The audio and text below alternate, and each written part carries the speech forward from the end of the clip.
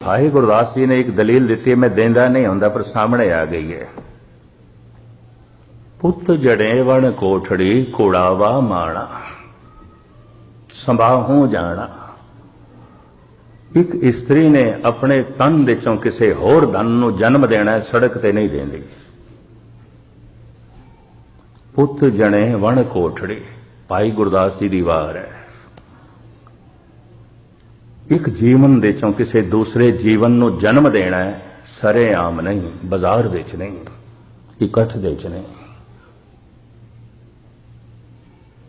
एकांत दे।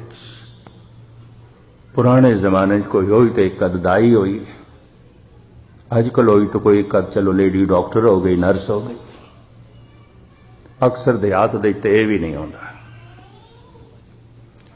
अपने ही मन दे चों परमात्मा नूं जन्म देना है, दूजे दा होना विघनकारी भी हो सकता, संकोच पैदा कर देगा। जिवें स्त्री दे अंदर संकोच पैदा हो सकती अगर बथेरे लोग खड़े होण ते, किस तरह जन्म दे, संकोच पैदा होगा। ये उदाहरण मैं देंदा नहीं होंदा, पर चूंकि भाई गुरदास जी का मैं थोड़े सामने रखदा पिया, किधर अश्लील नाल समझ लेना। पुत जने वण कोठड़ी, एक गुप्त कोठड़ी दे जन्म देंदी है बच्चे नूं, सड़क ते नहीं देंदी, बाजार विच नहीं देंदी। एक जीवन दे चों किसी होर जीवन नूं जन्म देना है, एक तंग तारीक कोठड़ी दे, बाजार विच नहीं। इस शरीर दे चों जद परम चेतना दा जन्म होंदा है, परमात्मा दा जन्म होंदा है, ये मन जद जोत स्वरूप बनदा है, इहदे वास्ते भी एकांत चाहिए है। दूजे दा होना विघनकारी है, विघनकारी है। मैनू चंगी तरह याद है, भावें 30 साल पुरानी गल है, 10-1 साल रहा है, संबलपुर के नेड़े एक बुरला जिथे हीराकुद डैम बने। दिन के समय महानदी उत्थे वगदी है, मैं उत्थे चला जाता सी, कदी कदाई नाल एक पहाड़ी सी, उपर एक छोटा जिहा मंदिर सी, गुमटी जिहां जिवें बना देंदे ने भारत, थां थां ते गुमटियां बनी हुई। एक दिन जब मैं उत्थे गया, एक साधु बैठा सी, मैनू देख के चीख निकल गई उसदी, और अपना सिर पत्थरां ते मारन लग पिया। मैं भज के छुड़ाया, खूनो खून हो गया सी। मैं आखा मित्रा, मेरा आवना कोई अपशगन हो गया? कहने लगा हाँ, मेरी खेड बन रही सी, तू आ गया। मेरी तो कुछ खेड बन रही सी, कितने साल हो गए मैं खपदियां खपदियां अज खेड बन रही सी, तैनू पता नहीं कलयुग बना के भेज दिता है। कहंदा होर मैं अपशब्द नहीं कहंदा, विधाते नूं यही मंजूर सी, पर तेरे आने नाल मेरी खेड बिगड़ गई है। अजे तक मैनू बोल याद ने उसते। मैं फिर अपना मत्था उहदे कदमां ते रखिया भी मेरे कोल गलती हो गई, माफ करी भाई, हो गई ये गलती, भुल हो गई। मैनू भी नहीं पता सी तेरी इस तरह की कोई खेड बन रही सी, तो मैं आ गया। मेरी आमद कदमां दी आहट, पत्थरां दे चों लंघ के मैं जा रहा सी, रस्ता पत्थरे वाला। कहंदी तेरी आहट ने, तेरे दृश्य ने, तेरे शरीर दे आण नाल जो इत्थे वाइब्रेशन तरंगां बणियां, मेरी खेड बिगड़ गई। कितने साल हो गए मैनू उड़ीक करदे, अज बनन लगी सी। फिर मैं हुण अर्ज करां, गुरु अर्जन देव जी का एक बोल सुना के मैं समाप्ति भी करां। विशा भावें इनू हुण बोलते जाइए, गल मुकदी ते है नहीं। धन गुरु अर्जन देव जी महाराज दा वाक, सेज विछाई कंत को किया हब सिंगार।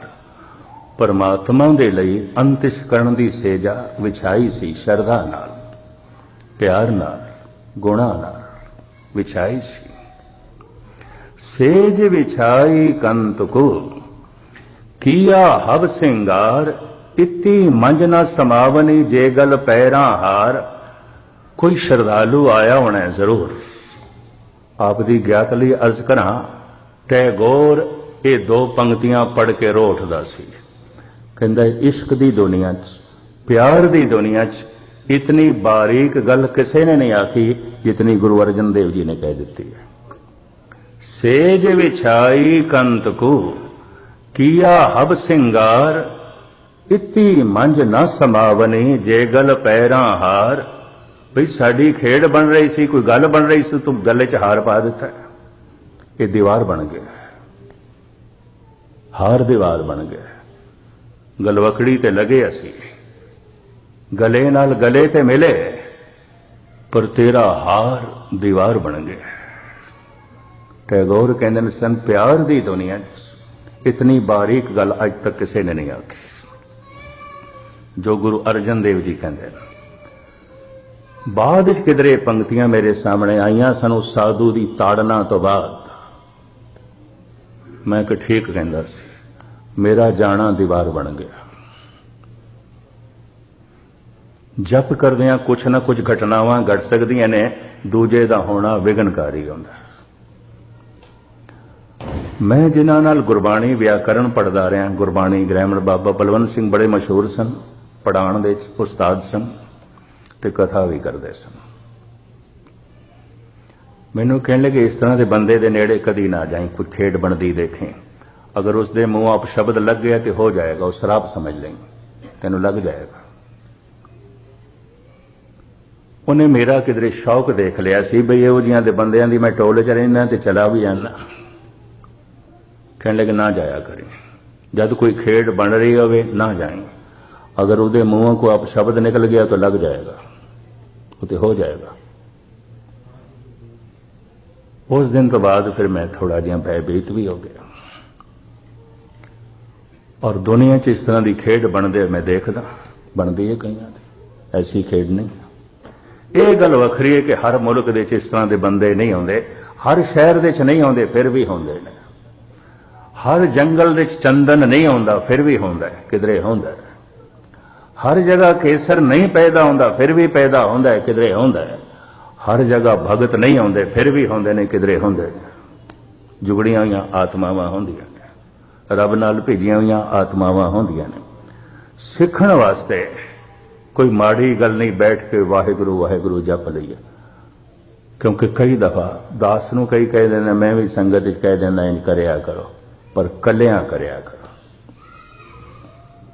पर इतनी गल कहंदा तो मैं संगत च ही हुंदा ना, और कोई संगत च भी बैठ के करे है सिर्फ वाहिगुरु दा जप, तो कोई हर्ज नहीं, कोई हर्ज नहीं।